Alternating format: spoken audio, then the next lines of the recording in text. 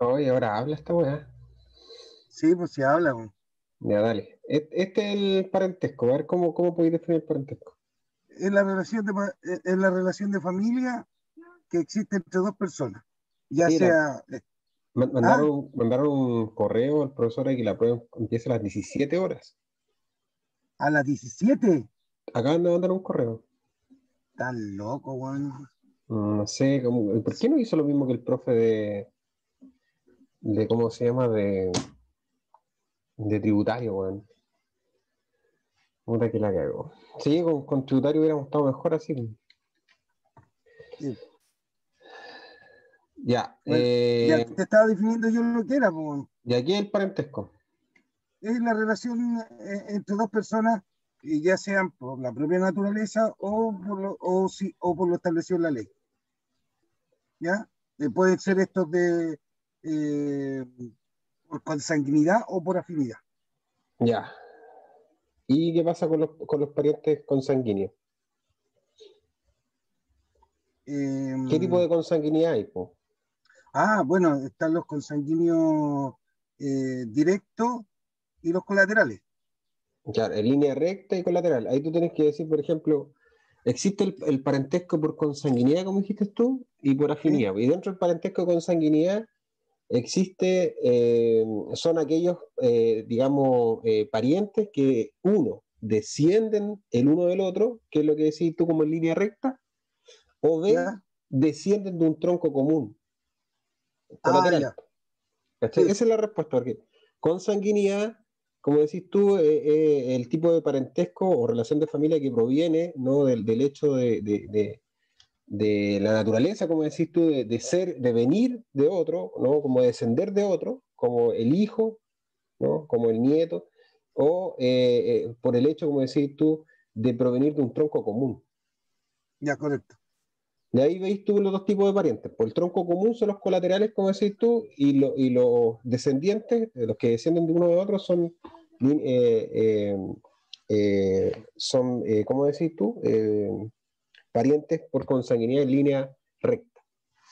Mm, Ya, y después vienen los por afinidad. ¿Qué son los parientes afines, Ricardo? eh,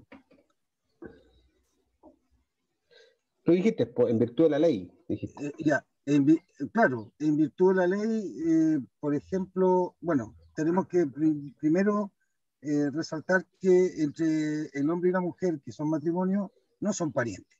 Ya, eso es lo primero que tenemos que decir para entender lo que son los parientes colaterales. ¿Ya? O sea, perdón, los parientes por afinidad. ¿Ya? Ya. Y parientes por afinidad será mi cuñado, mi suegro, mi suegra. Claro, ahí y los parientes por afinidad provienen de la convención, ¿no? Del contrato de matrimonio, Ya, ¿no? perfecto. De ahí provienen. Entonces, básicamente nacen con el contrato de matrimonio. O en su efecto nacen también, como decía el profe, con el acuerdo de unión civil. Civil. La Ya, única diferencia entre esos dos es que si el matrimonio se extingue, los parientes por afinidad quedan. persisten en el tiempo, sí. Eso sí. Pero el caso contrario del conviviente civil no, pues ahí se extingue, ¿no? Se Ya, extingue la afinidad. Y eso en general, pues aquí en el ejemplo tenemos a Martín y a María, como decía el profesor, y aquí están sus hijos, Maru, Manuel y Gonzalo. Y sí, así, pues, básicamente la línea recta serían todos estos descendientes. sí, Y la colateral son los que descienden de un mismo tronco común, por ejemplo, todo esto de aquí al medio. exacto. No Los sé si eso lo afines, entendí. sí, por los afines ya esto listo, Sí. no hay nada más que decir. Esto la cambiamos. Pues. ¿Para qué vamos a seguir dándole con eso? Después viene el matrimonio. Te lo comparto al toque. El matrimonio, Ricardo. Los requisitos del matrimonio. Tenemos requisitos de existencia y validez. ¿Cuáles son los requisitos de existencia? Los requisitos de existencia. Sí, porque los requisitos de existencia no están definidos en la ley de matrimonio civil No, pero y tampoco en el Código Civil. Po. no, pues sí no están, pero el profesor decía que uno de los requisitos era la diferencia de sexo entre los contrayentes. Ya, ¿ya? aquí lo tenemos, la diferencia de sexo. ¿Qué Ya. pasa con los matrimonios que no tienen, que tienen igual sexo? ¿Cuál es la sanción? Eh, la nulidad, pues eso no se, en Chile no permite la norma establecer el vínculo matrimonial entre personas de ambos sexos. Claro, eso es, Eh, claro, finalmente eh, como la sanción no está establecida, ya, ahora, finalmente tú vayas a perseguir eso básicamente por la vía de la inexistencia, como decís tú. claro, por la vía de la inexistencia. Ahora bien, si el matrimonio fue realizado en el extranjero, en Chile a lo único que pueden optar es a registrar como convivientes civiles en nuestro país. No Ya. pueden optar a... El segundo a- requisito es la celebración ante oficial de registro civil o, Ujú, en su defecto, ante entidad religiosa. O sea, si no se celebra un matrimonio ante una entidad religiosa o ante el registro civil, en su defecto en la entidad religiosa también se tiene que inscribir, no hay matrimonio. El consentimiento de los contrayentes, como decís tú, ese consentimiento tiene que ser un consentimiento matrimonial, ¿no? Con la intención de casarse, como el ius conubiis, ¿no? Pero también te puedes casar por mandato, ¿no? Ahí está, que ese es el mandato especial, solemne y determinado. ¿Alguna Bueno, duda antes? no, ninguna, porque entiendo que el matrimonio por mandato solamente se puede establecer cuando la pareja decide casarse por el civil, no así se puede casar, o sea, no puede ratificar el matrimonio de la iglesia a través de un mandato, tiene que hacerlo Ya, personalmente. muy bien. Después está la inscripción del matrimonio religioso en el plazo fijado por el legislador, ya lo habíamos Ocho visto que días, es 8 días corridos. 8 días correcto. Ya, y ahora, esos son los requisitos de existencia, ¿ok? En resumen, los requisitos de existencia son diferencia de sexo, ¿no? Que se celebre el matrimonio, Consentimiento, que se celebre el matrimonio, claro, que se celebre el matrimonio ante un oficial de registro civil o ante una entidad religiosa de derecho público, como decís tú, el consentimiento, pero aquel consentimiento con la intención de casarse, ¿no? ya, perfecto. No el consentimiento libre vicio, sino que el consentimiento con intención de casarse, ¿no? Y lo que decís tú finalmente, el tema de la inscripción, en el caso de los matrimonios religiosos. ¿Qué pasa con los requisitos de validez? Estos son los requisitos de Mm, validez. Capacidad, consentimiento libre espontáneo, formalidades legales. La capacidad de los contrayentes, ¿qué pasa si un matrimonio es celebrado con un incapaz? De los que señala la ley. Es inexistente. Es anulable. Esa es la respuesta. Anulable. Ya. Estos requisitos de validez hacen que el acto nazca, Sí, tienes razón. pero nace viciado. O sea, puede ser anulado, ¿no? Sí, sí, La se entiende. capacidad de los contrayentes está establecida en el artículo 5 de la Ley de Matrimonio Civil. Y ahí están los impedimentos absolutos. Lo relativo, en el Aquí 6. están. Claro, en el 5 están los absolutos, ahí están Sí, eh, como ejemplo los que ya han estado casados, ¿no? Los menores de 16 años, los privados de sí. razón, los que carecen de juicio suficiente y los que no se pueden expresar básicamente ni siquiera por el lenguaje de señas, ¿no? Aquí está la incapacidad absoluta. ¿Y absolutas por qué, Ricardo? ¿Por qué se llaman absolutas? Porque bajo ninguna circunstancia van a poder contraer matrimonio. Ya, muy bien. Después vamos a pasar a ver unas incapacidades que son relativas, pero tienen el mismo efecto. ¿No? No es que se haga esa distinción de capacidad relativa o No, de, si entiendo. de incapacidad absoluta. Sí, ¿Relativa también en qué sentido? Al sujeto determinado, ¿no? exacto. Ya, ahí está. El parentesco, el homicidio y la adopción. No vamos a andar en esa porque ya para Sí, qué tanto. Luego de eso, tenemos unas prohibiciones que, si bien es cierto, el profesor las enmarca dentro de los requisitos de validez como la capacidad, pero son prohibiciones específicas de celebrar matrimonio. Por el ejemplo, ya ascenso. el ascenso, esto están todos en el Código Civil. El Sí, impedimento de guardas, esto quiere decir que no sé, los guardadores de sus pupilos no podrán casarse con ellos si no tienen un inventario, ¿no? El impedimento de segundas nupcias, lo mismo, y el impedimento de la viuda mujer cuando su matrimonio sea disuelto o declarado nulo. ¿Ya? Ahí están, pues. Esos son impedimentos, perdón, son prohibiciones, ¿ya? Pero acá, ¿qué pasa con esto? Si alguien se casa por esto, por ejemplo, si un menor adulto se casa sin el ascenso, Mm, es anulable. no, pues no acarrea anulabilidad, pues, porque estas son prohibiciones. ¿Cachai? Aquí el profe puso en rojo, no sé si lo veis. No acarrean anulidades de matrimonio, produces otros efectos específicos por causal. ¿Cachai? En este caso sucede esto. ¿Ya? Hay que tener ojo en caso que te pregunten por prohibiciones y la diferencia entre las incapacidades absolutas y relativas. Luego de eso, vemos el segundo requisito de validez, que es el consentimiento libre y espontáneo. ¿A qué se refiere esto, Ricardo?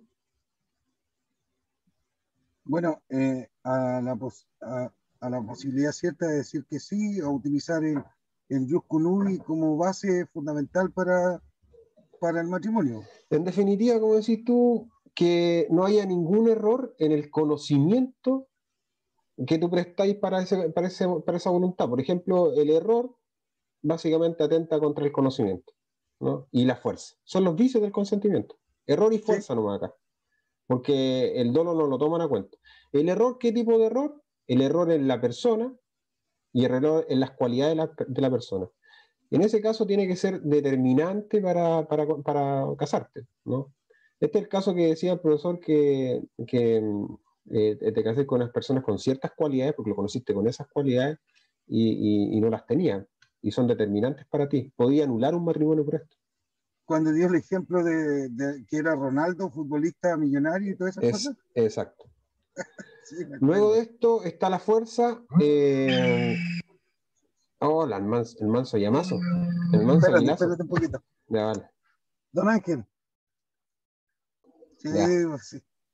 Nada más. Ya, luego Hay la que, fuerza, luego otro vicio del consentimiento es la fuerza que se toma acá para anular un matrimonio y en el sentido de que tiene que ser una fuerza en los términos del Código Civil, que ya lo habíamos visto que tiene, sí, aquí hay unos requisitos que tiene que tener la fuerza y que si es que te los preguntan, tienes que sabértelo.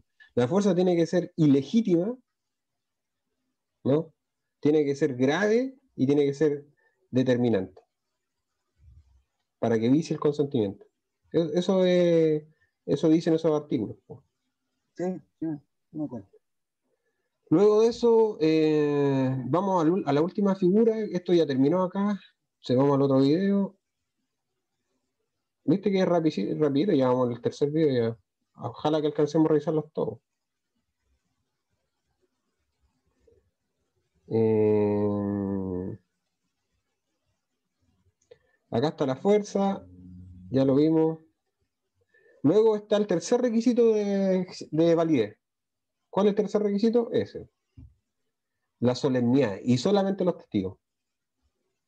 Ya, Eso es todo. Los dos testigos acarrean anulabilidad. Luego hay otras formalidades en el matrimonio, ¿no? Pero que algunas no acarrean anulabilidad, ¿no? Por ejemplo, aquí las formalidades previas, las coetáneas y las posteriores. Las previas, la manifestación, la información de los testigos, los cursos de preparación. De todas estas, solamente los testigos. Las coetáneas, el plazo de inscripción del matrimonio, 90 días. Todas estas que están acá, por ejemplo, se realizan cuando se está haciendo la ceremonia, ¿no? sí. Y las posteriores que el acta de la inscripción en el caso, digamos, de los matrimonios celebrados ante entidad religiosa. Luego de esto viene el matrimonio religioso. ¿Qué hay que salvar acá el matrimonio religioso, Ricardo? Bueno, que la inscripción debe ratificarse en el registro civil a partir de un plazo de 8 días y debe ser en forma personal, eh, Claro, porque de lo contrario puede generar la inexistencia del matrimonio civil. claro. Eh,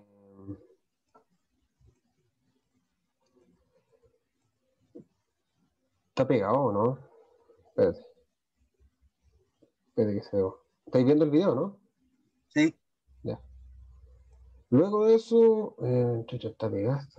Esto bien. Y ahí Hasta ahí termina, llegado. sí, hasta ahí termina, listo, de hecho. Después viene el 3, que es el término del matrimonio. Igual vamos como vale, así que. Ya, el término del matrimonio. ¿El matrimonio cómo puede terminar, Ricardo? ¿Cuáles son las causales Primero, de término? la muerte de alguno de los contrayentes. Ya, el artículo 42, ¿no? De la ley de matrimonio Exacto. civil. ¿Ya cuál es? La muerte presunta, la sentencia Ah, firme de sí, nulidad. la sentencia firme de divorcio y la sentencia firme por cambio registral de sexo. Ya, luego de eso, la muerte real ya lo sabemos, cómo se comprueba y todo eso. Y la muerte presunta también cómo se comprueba, pero básicamente las reglas que están acá. La regla general es 10 años, si tiene más de 70 años 5, heridas de guerra semejantes 5, nave o aeronave o sismo 1 año. Hay una modificación a la ley, sí, ahí por 6 meses, 3 meses y 6 meses. 3 meses y 6 meses. Sí, en el caso de sismo son 6 meses. Y en el Exacto. caso de la nave De aeronave aeronave, son 3 meses. seis, son, 3 meses. son 3 meses. 3 meses. El profe siempre tiene estos problemitas de actualización. Incluso hay una norma Sí, que mete también que está de droga. Ya, luego de eso, vimos, digamos, ahí el profesor esbozó cuáles son las causales y nos vamos solamente a la causal de la 3, que es la declaración o la sentencia firme de nulidad. La nulidad es básicamente, como decís tú, la ineficacia del acto. Esa es la palabra central. Si le preguntan, un matrimonio nulo es un acto ineficaz. Esa es la sanción. No produce sus efectos. ya. ¿Ya? Es Se, la se ineficacia. retrotrae, se retrotrae al momento antes de la celebración. Exacto, exacto. Hay excepciones, sí. Por ejemplo, el efecto retroactivo diría que los cónyuges Sí, no habrían nunca, no existe el casamiento, ¿no? Nunca ya, nunca se casaron. pero la excepción también es el matrimonio putativo.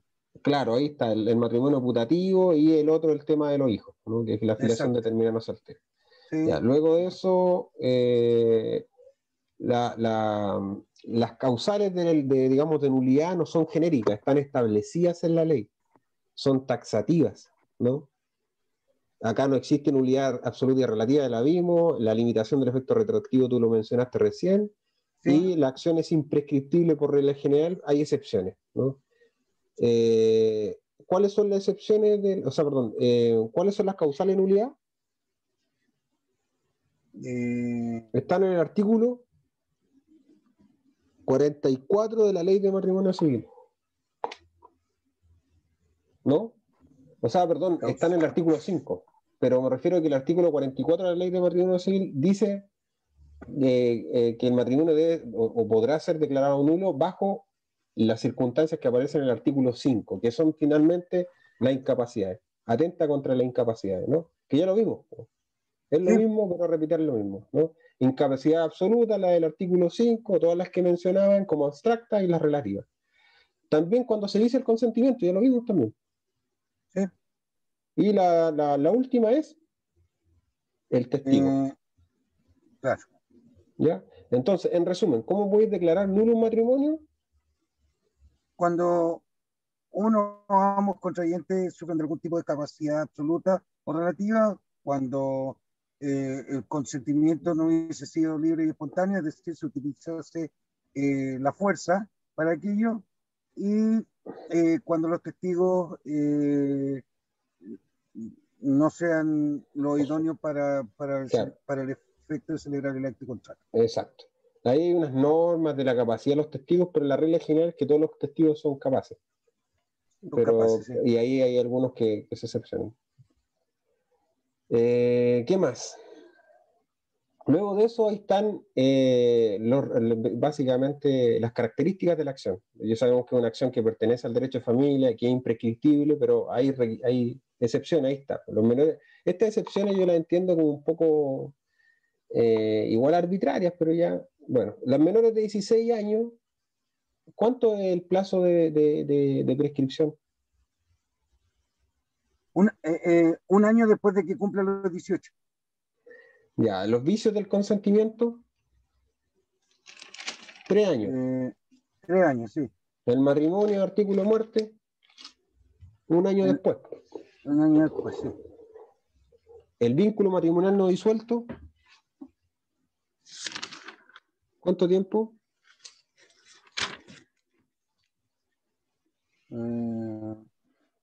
No recuerdo, bueno. A ver. El vínculo matrimonial no disuelto son al año siguiente. Al Al año año, siguiente. al año siguiente, sí. Y la falta de testigo hable, 1 año. En resumen, para que la acción de nulidad del matrimonio prescriba, se necesita que concurran esto. En el caso del menor de los menores de 16 años, a lo menos que haya transcurrido 1 año después de cumplir la mayoría de edad. En el caso de los vicios del consentimiento, 3 años después de que el vicio desaparece. En el matrimonio, en el Ya, artículo de muerte, 1 año desde la muerte de uno de los cónyuges. En el vínculo matrimonial no disuelto, al año siguiente de la celebración del matrimonio. O sea, del matrimonio o del vínculo no disuelto. Y los testigos hábiles, 1 año después de la celebración. ya. ¿Quién la puede hacer valer? Los cónyuges, pero también hay excepciones, ¿no? Porque ya Sí, habíamos pues. visto que, por ejemplo, en los menores de 16 años, En ¿quién más el, puede en el hacerlo? arti- en el artículo, a ver, en los menores de 16 años pueden ser los padres Los o los ascendientes. tutores legales, los ascendientes Exacto. de estos menores. En Ya, los vicios, ¿ya? Sí que nomás. eh, en los vicios del consentimiento, eh, El que lo ha la propia sufrido. ley, No, el que lo ha porque el sufrido. cónyuge lo sufre. El cónyuge pero Ah, no podrías tú verdad, sí. decir, no, yo voy a. Yo hice mismo la fuerza y aprovechar por Sí, tu propio dolor. ya. Aquí están las excepciones, por el matrimonio en el artículo de muerte Y en ese y el caso, vínculo, y por el eso. vínculo matrimonial no disuelto. ¿Y quién lo pide en el matrimonio en el artículo de muerte? Los herederos de Ya, la primera, del del los cónyuge. herederos del cónyuge fallecido. Claro, y el vínculo matrimonial no disuelto puede ser básicamente el cónyuge y los El herederos cónyuge también de ese mismo cónyuge. anterior, Claro, exacto. ya, listo. Aunque también se agrega otro requisito para, en el caso que, por ejemplo, alguien quiere impetrarlo, pero es cualquier persona en este caso, en el caso de los impedimentos relativos a los parientes y al homicidio. Ahí puede realizar la acción de nulidad cualquier persona. Ya.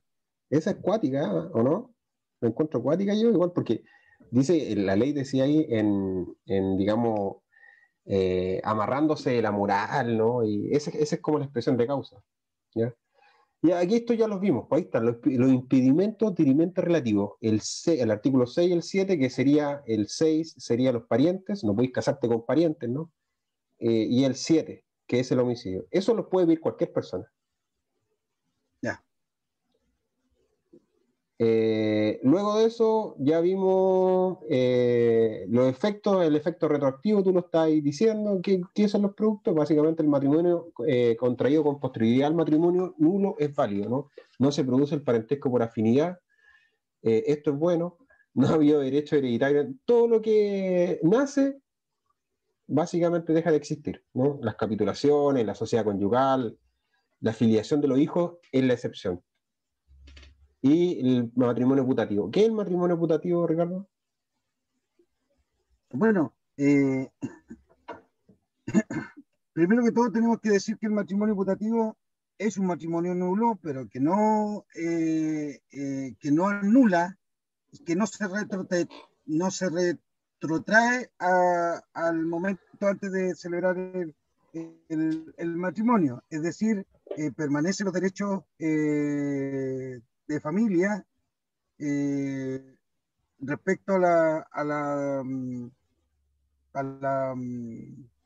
repartición de los bienes y Ahí a no los te, derechos que caben en los hijos. claro, ahí tal como está diciendo, finalmente produce los efectos civiles.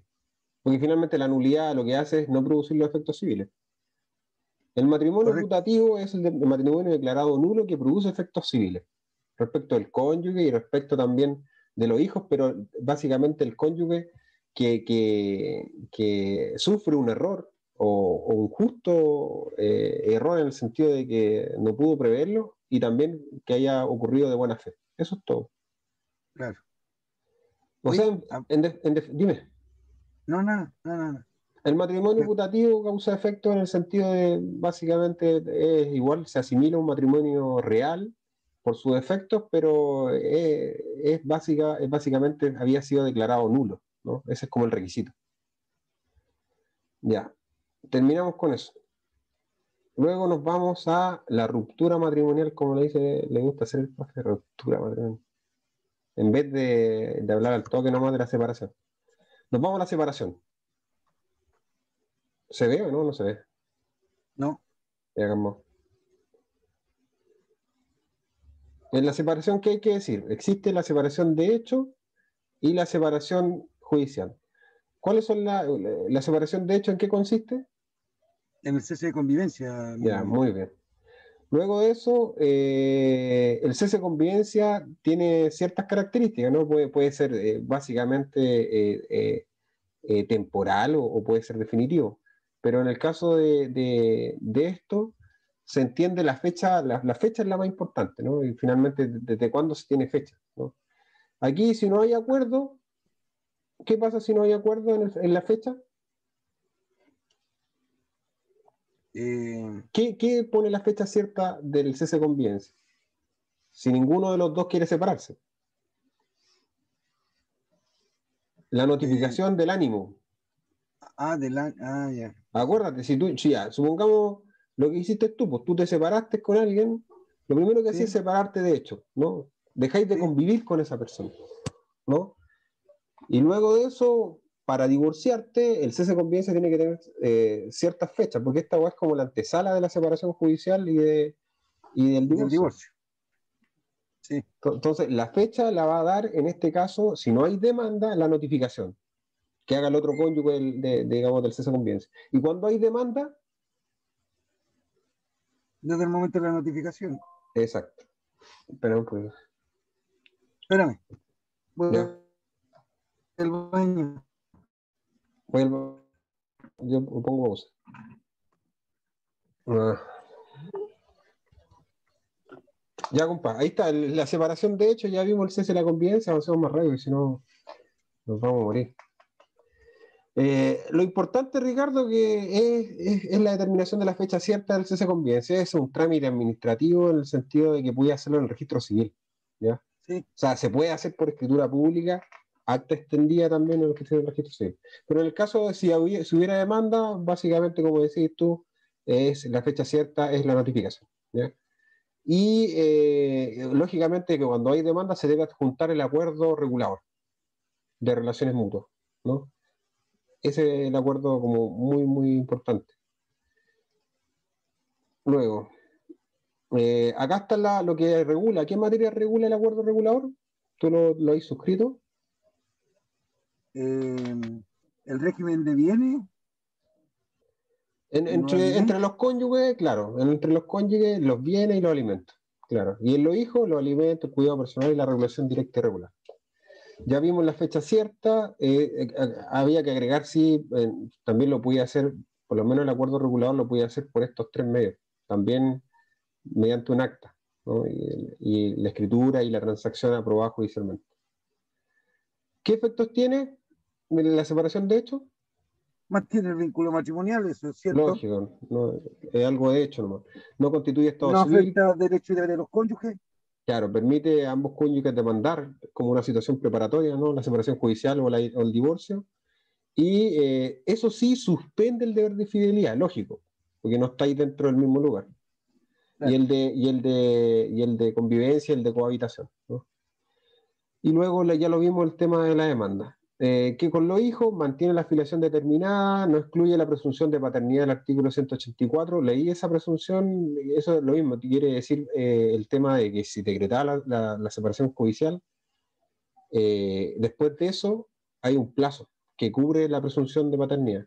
Son como 300 días, no sé cuánto, no sé si será bueno verlo, pero mira. ¿Qué artículo era? 184.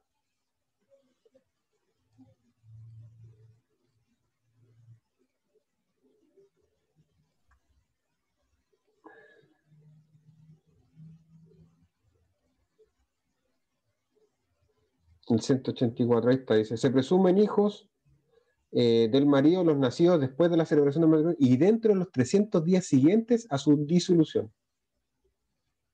¿Viste? 300 días siguientes, o sea, el loco está ahí cubierto, igual no puede andar disparando al aire, si el hombre la pudo hacer. ¿Ya? Básicamente. Y ahí está.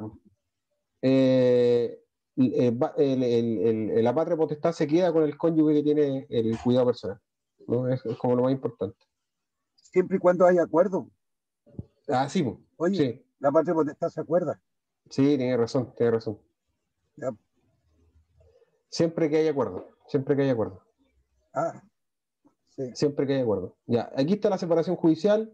La única diferencia con la separación de hechos es que la separación judicial es una institución, ¿no? Y que suspende también cierto efecto del matrimonio, pero no afecta al vínculo matrimonial, eso lo comparte con la de hecho. Sin embargo, adquiere una nueva calidad, ¿no? Una nuevo estado civil, ¿no? Las causales son las mismas que la del divorcio, o sea, básicamente por culpa, por el cese de convivencia o unilateral y la convencional. La por culpa se desglosa en falta imputable al otro, ¿no? De carácter grave, ¿no? De los deberes y que torna intolerable Sí. la vida en común. La separación por cese de convivencia la vimos, es unilateral y se empieza por la demanda. Y la separación convencional o consensual, ya aquí ambos cónyuges, ¿no? Presentan un acuerdo regulador completo y suficiente, ¿no? Y que eso puede ser suscrito por escritura pública, por un acta del registro civil o por una transacción judicialmente aprobada. Esto es importante, sí. ¿Cuándo se entiende que el acuerdo regulador es completo y suficiente? Eh, Completo cuando regula todas las materias del artículo 21 de la ley de matrimonio civil. Esas materias son las que todos sabemos, las relaciones mutuas entre los cónyuges y las relaciones con los hijos. Y suficiente exacto. cuando, lógicamente, tiene algunos principios. Resguarda el interés superior de los niños, procura minorar el menoscabo y establece relaciones equitativas. ¿Queréis ver el artículo 21? Te lo voy a mostrar, mira, está acá. Lo tengo. Sí, mira, pégalo, lo puedo poner aquí. Aquí está. Ya, velo. Ahí está. Esto, mira. De común acuerdo, regular las relaciones mutuas, especialmente los alimentos que se den y las materias vinculadas al régimen de bienes del matrimonio. Como decís tú, eso es lo que se debe en los cónyuges. ¿Y qué es lo que se debe en los hijos? Lo Claro. que habíamos visto. Los alimentos, el cuidado personal y la relación directa. O sea, en resumen es eso. Como decís tú. Luego de eso, para que pasemos rápido esto, ¿qué es lo que contiene la sentencia de separación judicial que el profesor la pone acá? Lógicamente, que los declara separados, que se pronuncia sobre el acuerdo regulador, que liquida el régimen de sociedad conyugal o el de participación en gananciales. ¿Cuáles son las características de la separación judicial? Bueno, ya vimos, nadie se separa así porque el tribunal vaya, ¿no? Tenéis que ir tú ante el tribunal, es irrenunciable, es personalísima, solamente puede ser por los cónyuges, ¿no? Se debe acompañar el acuerdo que estamos hablando, regulador de relaciones mutuas. Se pueden pedir alimentos, se pueden declarar bienes familiares en el juicio. El tribunal del competente, el del domicilio del demandado. La regla general es que el proceso es privado o reservado, secreto, y se debe procurar recomponer la vida en común el juez. Lo mismo, efectos de los cónyuges, esto ya lo vimos, ¿no? Estado civil de separado judicialmente. Acá el profesor sí dice que hay a lo mejor lo pregunta, no sé, pero dice que aquí cuando se produce el estado civil de separado judicialmente, pero no se ha terminado el vínculo matrimonial. Bueno, entonces hay dos estados civiles. Eso es lo que dice él. Que es como una institución extraña. Porque no se ha terminado el vínculo matrimonio. Deja subsistentes ciertos derechos y obligaciones, termina la sociedad conyugal y no se altera el derecho a sucederse por causa. ¿Cuál es la excepción a eso? O sea, por ejemplo, si yo me separo judicialmente, igual tengo derechos sucesorios sobre mi cónyuge, pero el tema es que cuando te separáis por culpa o por una falta imputable, estos se pierden. Ah, ya. Ya eso es importante. Siempre tanto el divorcio, sanción o por culpa, tanto como la separación judicial por culpa, tiene este antecedente. Se pierden los derechos sucesorios. Exacto. También los efectos, bueno, se puede pedir la reducción de los alimentos, se suspende la presunción de paternidad, ya lo vimos el tema de la presunción. Sí. Autorización para revocar las donaciones. Aquí, esta es buena. Aquí, por ejemplo, poder revocar donaciones que hiciste al matrimonio, ¿cachai? Y que realmente puta, se separaron esto. A ver, quitemos las donaciones. Está buena, ¿no? Bueno, en todo caso, eso quedaría subsanado si en las capitulaciones matrimoniales se estableciera qué es lo que va a quedar dentro de la sociedad o no. Pero es que aquí se liquidó, pues estamos en la separación judicial. Pues. No, sí entiendo, pero yo te digo que este punto en especial quedaría subsanado si se hicieran realmente las capitulaciones. Claro. Evitarían todo este tipo de situaciones. Pero es que igual, por Porque ejemplo, las hay, capitulaciones matrimoniales son antes o coetáneas o durante. Por ejemplo, si tú no, realizas sí, una capitulación matrimonial no sé, que le donáis una casa a tu cónyuge, ¿a eso te referís tú, no? La donación entre cónyuges. no, pues, las donaciones se producen a la sociedad conyugal, Por eso, por no a eso, la por eso. persona. Pero también hay, por ejemplo, suponte tú que te regalen, no sé, una donación a la sociedad conyugal, un externo, ¿no? Ahí, como decís tú, tus papás, tus ascendientes, no. Pero ellos pueden revocarte esa donación si tú te separás Mira, judicialmente. A eso se refiere. O sea, si tú te separaste judicialmente, el efecto es que yo puedo revocarte pues, esa donación. Pues. ya, Es de correcto. toda lógica, pues si ya te separaste, ¿para qué querés tener el auto que te di? Sí, pues, Un ejemplo. La prohibición de compraventa entre marido y mujer, pues, queda revocada. revocada. La prescripción en favor de la mujer, lo vi esto. Esto es cuática esta norma. La norma dice que el plazo de prescripción adquisitiva, en el caso de la mujer, se suspende. Por ejemplo, el plazo de prescripción adquisitiva, lo ordinario, son 2 años para bienes muebles y 5 años Sí, para bienes inmuebles. Ese plazo está suspendido. sí, Hay ciertos sujetos que se suspenden ese plazo. Bueno, uno de los sujetos es la mujer casada en sociedad conyugal. Y lo otro que es cuático es que las personas que se separan judicialmente no pueden adoptar. no pueden adoptar. No pueden adoptar. Así que ojo con eso. Yo imagino que igual la norma igual es cuática. Dame un minuto para ir al baño. Ya, dale. Voy a poner pausa. Eh, Estos son los efectos, ya los vimos. Los efectos con los hijos. Ya, si alguien se separa, bueno, se mantiene la filiación determinada, se excluye la presunción de paternidad del artículo, es lo mismo, se mantienen los deberes, el cónyuge, lo mismo, tiene la patria potestad. Es casi lo mismo en todos los lugares, se repite un poco. Ya, aquí hay una institución que el profe Claro, mete y que es bastante interesante porque al final te permite como revocar una sentencia judicial de separación judicial, ¿no? ¿Qué puede pasar? Po? Suponte hay gente que está separada de hecho, como decís tú, y se prepara tiene el cese de convivencia, los plazos, y ejerce la acción de separación o la bueno, en este caso la de separación judicial, ¿no? En el caso de que sea durante el juicio, los dos cónyuges, o no, no, perdón, en el caso del juicio, se pone término al tiro. Si se reanuda, se quiebra el cese de convivencia entre los que están demandando la separación judicial, no tiene sentido seguir con el procedimiento. Se pone término. ya. Y adquieren el estado civil de casados.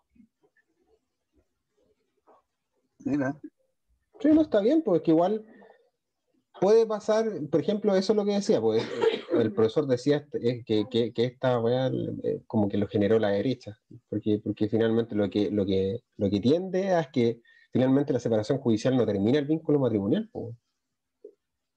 ¿Cachai? Entonces, si tú vuelves con tu pareja, mientras estás tramitando el juicio de separación judicial, eso quiere decir que no hay que seguir con el juicio y mejor sigan casados.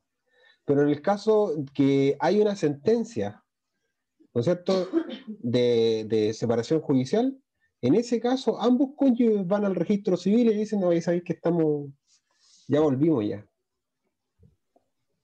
El loco del registro civil hace un acta que volvieron y lo comunica al tribunal. Y listo.